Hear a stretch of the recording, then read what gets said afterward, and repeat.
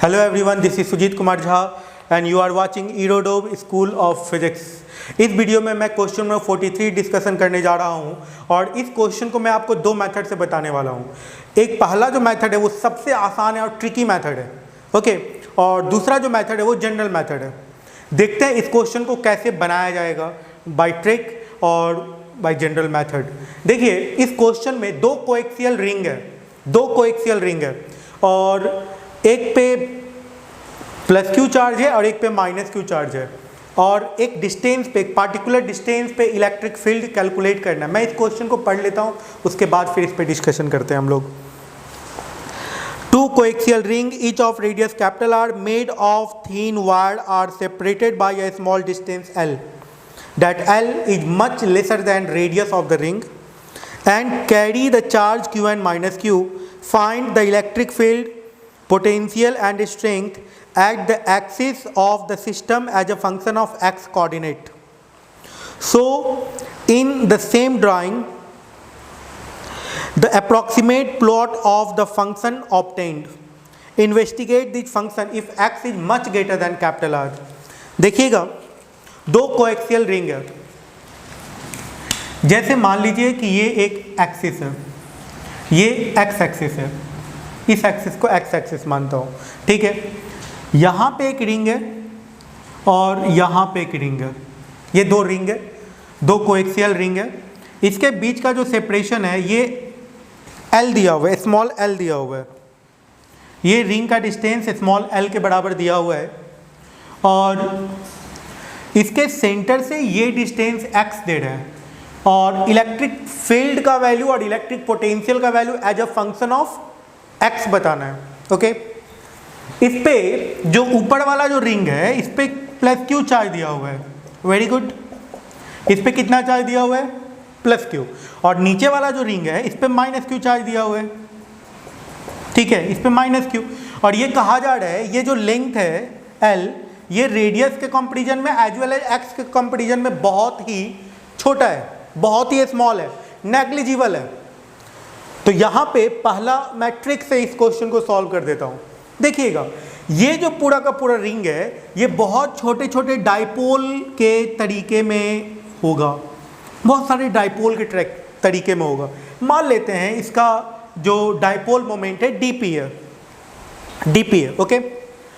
और इस dipole moment के कारण जो इलेक्ट्रिक फील्ड होगा, कहाँ इलेक्ट्रिक पोटेंशियल जो होगा हमको कहाँ पे कैलकुलेट करना है? इस पॉइंट पे, ठीक है, इस पॉइंट पे कैलकुलेट करना है। मान लेते हैं ये थीटा है, ये थीटा एंगल है, तो ये डिस्टेंस कितना हो गया? रेडियस ऑफ द रिंग के बराबर। और ये डिस्टेंस कितना हो गया? ये एक्स के बराबर हो गया, ओके। तो ये जो डाइपोल है, ये छोटा सा जो डाइपोल हमने डीपी कंसीडर किया है, इसके कारण ये थीटा एंगल पे इस पॉइंट पे आपको इलेक्ट्रिक पोटेंशियल कैलकुलेट करना है और ये थीटा एंगल है, ये डीपी का वैल्यू हो गया। तो पोटेंशियल डीवी जो होता है वो कितने के बराबर आ जाए? K DP cos theta by R square, distance का स्क्वायर। और डिस्टेंस यहाँ से यहाँ तक का डिस्टेंस, तो ये कितने के बराबर होगा? ये एक्स है, ये आर है, तो ये कितने के बराबर होगा? Root under R square plus X square. यदि आप ध्यान से समझे तो ये क्वेश्चन आपको बहुत अच्छे तरीके से समझ में आ जाएगा और बहुत बेहतरीन क्वेश्चन है।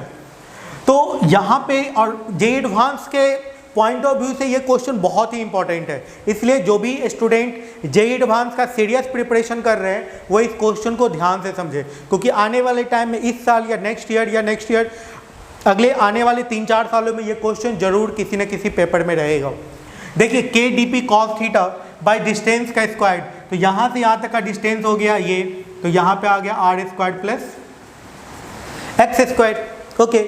तो dv का वैल्यू आ गया k, dp का वैल्यू कितने के बराबर है? dp अभी रहने देते हैं। cos थीटा का वैल्यू कितने के बराबर है?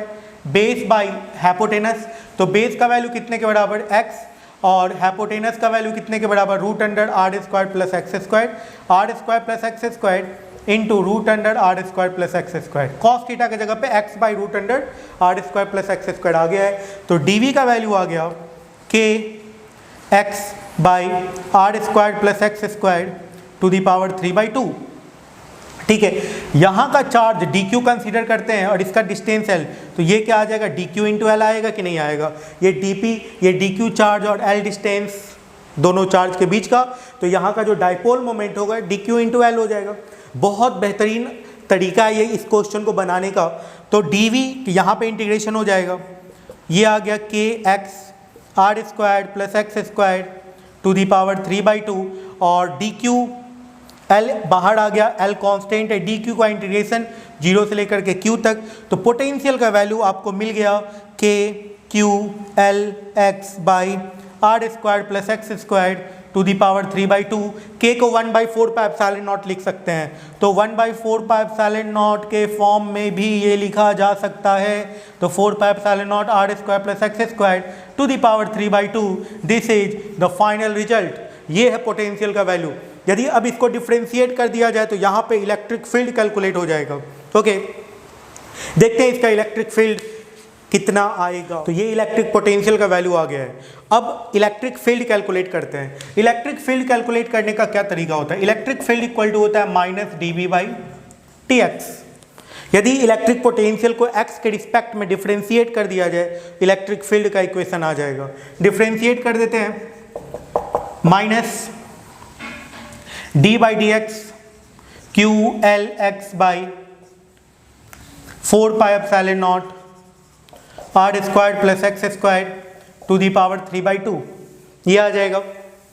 तो यहाँ से इलेक्ट्रिक फील्ड आ गया minus Q L by 4 pi epsilon not, क्योंकि ये सब कांस्टेंट है, आपको डिफ्रेंशिएट करना होगा d/dx x by R squared plus X squared to the power 3/2 का। बहुत आसान डिफ्रेंशिएशन रहने वाला है। Minus Q L by 4 pi epsilon naught, differentiate कर देते हैं u बाई v के फॉर्म में। तो पहले x का differentiation R square plus X square to the power 3/2 constant रहेगा, x का डिफ्रेंशिएशन 1 माइनस लिखेंगे, x कांस्टेंट रखेंगे, इसका differentiation 3/2 R square plus X square to the power 1/2 और R square plus X square का differentiation 2x by R square plus X square to the power 3 हो जाएगा ये। और यहाँ पे root under R square plus X square को common कर सकते हैं इन दोनों से, minus Q L by 4 pi epsilon naught. तो root under R square plus X square को कॉमन कर लेते हैं, तो यहाँ पे root under R square plus X square common आ गया। ये बच गया कितना, R square plus X square minus 3x square, क्योंकि 2 से 2 कैंसिल आउट हो गया, by R square plus X square to the power 3। तो फाइनल रिजल्ट आ गया है Q L by 4 pi epsilon naught, ये कैंसिल आउट हो गया, R square minus 2x square by R square plus X square to the power 5/2। This is the final result. Thank you. और एक और point है कि इस क्वेश्चन में जो रिजल्ट आया है, इस रिजल्ट का यूज हम लोग नेक्स्ट क्वेश्चन को बनाने में करेंगे। Thank you.